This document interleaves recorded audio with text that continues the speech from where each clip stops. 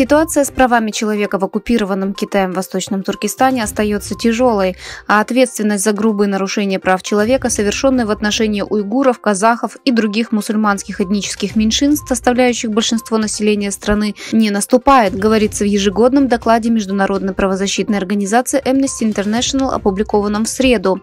Согласно докладу, Amnesty International не обнаружила никаких свидетельств прогресса в выполнении рекомендаций, содержащихся в докладе Управления Верховного комиссара по правам человека за 2022 год, в котором говорилось о возможных преступлениях против человечности в отношении уйгуров и представителей других групп мусульманского большинства в Восточном Туркестане. По информации китайской народной сети, 21 апреля в так называемом Синьцзянском зале в столице Китая Пекине состоялось специальное собрание, полное ложной и вводящей в заблуждение пропаганды о Восточном Туркестане. На встрече, которая была специально организована для иностранных дипломатов и на которой присутствовал 21 посол из 49 стран, из более чем 50 дипломатов Китая, марионеточный чиновник Эркин Тунияз, заместитель секретаря парткома так называемого Синьцзянь-Уйгурского автономного района и председатель Уйгурского автономного района и заместитель министра иностранных дел Китая Чен Сяодун приветствовали иностранных дипломатов.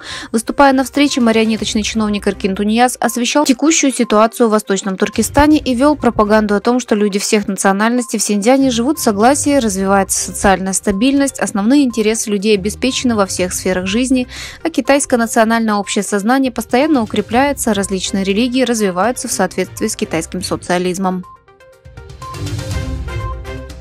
Вслед за Кыргызстаном китайское шпионское приложение TikTok может быть заблокировано и в Казахстане. В Министерстве информации подтвердили, что этот вопрос сейчас рассматривается.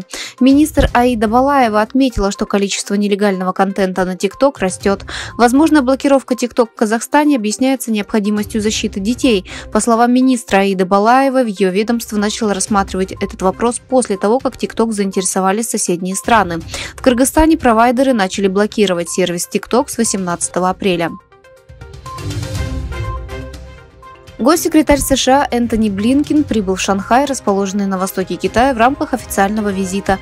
Блинкен, которого власти встречали в аэропорту, встретится со студентами и представителями делового мира Шанхая. Завтра Блинкен встретится с министром иностранных дел Китая Ван И в столице Пекине.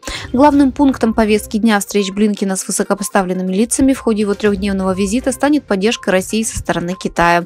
Ожидается, что Блинкен также проведет переговоры по двусторонним региональным и глобальным вопросам, включая кризис на Ближнем Востоке, войну в Украине, проблемы в Южно-Китайском море и нарушения прав человека.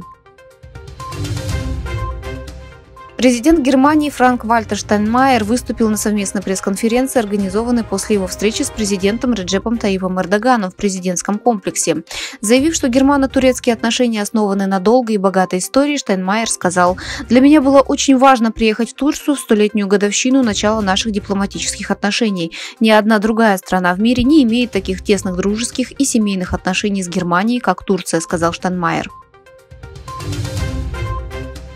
В провинции Гуандун на юге Китая из-за проливных дождей произошло наводнение в населенных пунктах вдоль Жемчужной реки. Из-за дождей уровень воды в 24 реках по всей провинции поднялся выше предупредительного уровня. ГосСМИ сообщили, что 4 человека погибли и 11 пропали без вести после штормов, обрушившихся на юг Китая. Власти эвакуировали из своих домов не менее 110 тысяч человек, пострадавших от наводнений. В Циньюане, относительно небольшом городе с населением 4 миллиона человек, некоторые жители подсчитывают свои убытки от наводнений, другие опасаются более серьезных бедствий в будущем.